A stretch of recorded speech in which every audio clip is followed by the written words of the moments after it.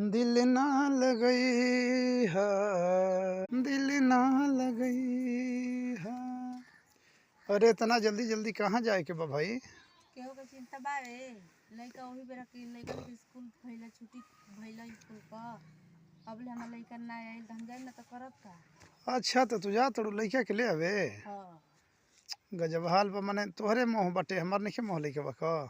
तो ताकत ना बे क बजे वाला 4 बावे अबले आवते बा। मने तो मने ढेर देरी हो गईल।